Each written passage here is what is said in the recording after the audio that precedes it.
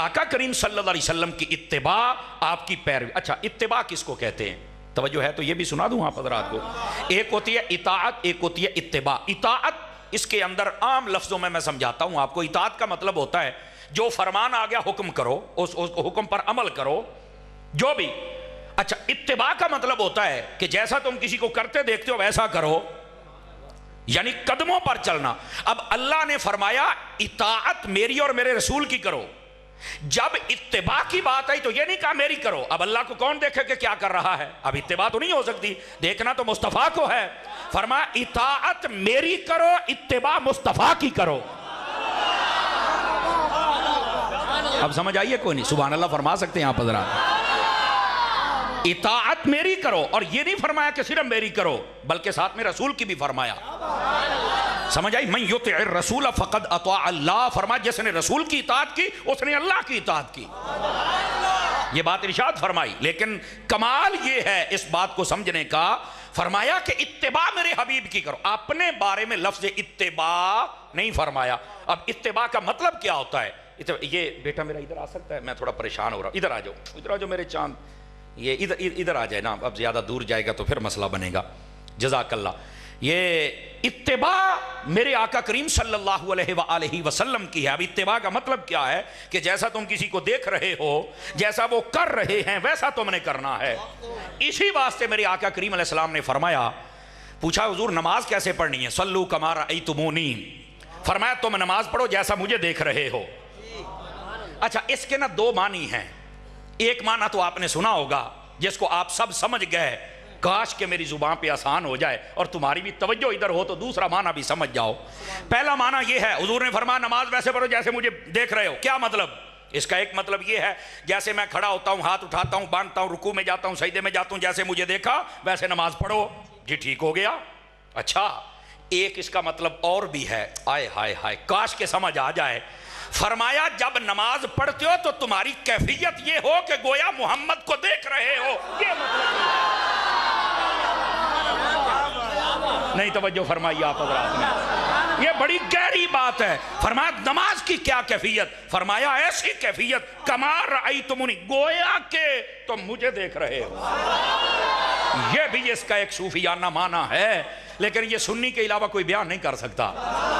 اس کی وجہ یہ ہے کہ بعض لوگوں نے یہ نظریہ بھی امت کو دیا ہے کہ اگر نماز میں نبی کا خیال آ جائے تو معاذ اللہ نماز نہیں ہوتی ہے، اور انہوں نے بڑے بےہودہ لفظ لکھے، میں جانا نہیں چاہتا، لیکن میں آپ کے لیے بتا دوں کہ جب تک نماز میں نبی کا خیال نہ آئے آپ کی نماز مکمل نہیں ہو سکتی۔ نہ چاہتے ہوئے بھی تمہیں خیال آئے گا۔ آپ کہیں گے مولانا وہ کیسے؟ تو میں نے کہا جب اللہم صلی علی محمد کہے گا بتا کس محمد کا خیال آئے گا؟ توجہ فرما رہے کہ نہیں فرما رہے؟ تو بہتر ہے نا خیال لے کے آ۔ سمجھ آ رہی ہے؟ تو اس واسطے یہ اگر یہ اس کو کہتے ہیں صوفیانہ زبان، یہ جو صوفیانہ زبان ہوتی ہے نا یہ بندے کو وہ بات کرتی ہے بندہ خود سوچتا رہتا ہے یار ہے تو گل پہلو کدی نہیں سی سنی، بھئی یہ نہیں سنی تو ہے تو صحیح نا۔ صلو کما رأیتمونی، نماز ایسے پڑھو جیسے مجھے دیکھ رہے ہو۔ ایک معنی اس کا ظاہراً یہ ہے جس طرح میں نے قیام کیا، رکوع کیا، سجدہ کیا، ہاتھ اٹھائے ویسے تم نے اٹھانے، بالکل ٹھیک ہو گیا۔ دوسرا یہ فرمایا جب بھی تم نماز پڑھو تو تمہاری کیفیت یہ ہو کہ مجھے دیکھ رہے ہو۔ سمجھ آ رہی کہ کوئی نہیں آ رہی آپ کو؟ تو یہ بھی ایک طریقہ کار ہے، اللہ کر کے بس ہمیں سمجھنے کی توفیق مل جائے۔ تو کہنے کا مقصد یہ ہے اطاعت اور اتباع، اس میں یہ فرق ہے۔ اطاعت بات حکم آ گیا مانو، اتباع جیسا دیکھا ویسے کرو۔ لیکن ادھر دیکھیے اب یہ ایک اس سے بھی ایک اگلی بات بتاؤں آپ حضرات کو اگر آپ جاگ رہے ہیں۔ حضور اکرم صلی اللہ علیہ وسلم نے جو بھی کیا ہے ہم وہ ہر کام نہیں کر سکتے، میری بات یاد رکھ لیں۔ دوبارہ پھر سن لیجئے میں نے کیا کہا ہے، جو کام بھی حضور نے کیا ہر وہ کام ہم نہیں کر سکتے۔ بس جو آپ نے کہا کہ یہ کر لو وہ ہم نے کرنا ہے، جو حضور نے کیا وہ ہم نہیں کر سکتے، جو کہا ہے کہ اے کر لو وہ کر لو، بس ٹھیک ہے۔ اب آپ کہیں گے تو مطلب کیے، تو میں نے کہا جو ہمارے لیے کہا ہے نا وہ کہا ہے جو ہم کر سکتے تھے، اور جو حضور نے کیا ہے اس میں سے بہت ساری چیزیں ایسی ہیں جو کوئی کر ہی نہیں سکتا ہے۔ اگر مثال دے طور دے تو میں کہا حضور نے چاند توڑیا ہے نا، اگر آہو تو میں کہا کر کے بخاؤ، آپ نے توجہ نہیں نہ فرمائی۔ تو اس کا مطلب ہے کوئی غلط ہے نا، نبی پاک نے 11 شادیاں فرمائی کیا ہو میں کہا کر کے بخا اکھے نہیں ہوندیاں میں کہا پھر تینوں آکھیا سی نا بھئی جو حضور نے کیتا ہے او تو کرے یہ نہیں تیرے کو ہونا جو سائیاں کہہ چھڑیا او تا کرنا نہیں توجہ فرما رہے آپ حضرات اچھا 5-4 بندے ہجے 5 کلو دا سیر لائی جاندے نا سبحان اللہ نہ کچھ بھی نہیں جی ہونا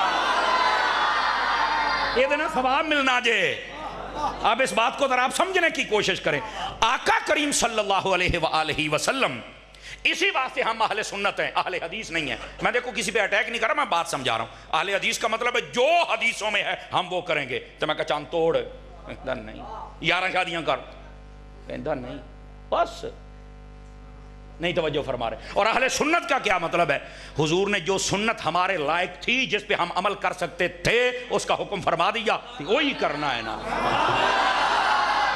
یہ فرق ہے اگر آپ کو سمجھ آ جائے سنت کے اندر ہر وہ چیز جو ہم عمل کر سکتے تھے اس کا حکم حضور نے عطا فرما دیا اور جب بھی تم حضور صلی اللہ علیہ وسلم کی سنت پہ عمل کرو گے تو حضور کے متبع ہو جاؤ گے اور جو متبع ہو جاؤ گے تو اللہ تم سے پیار فرمائے گا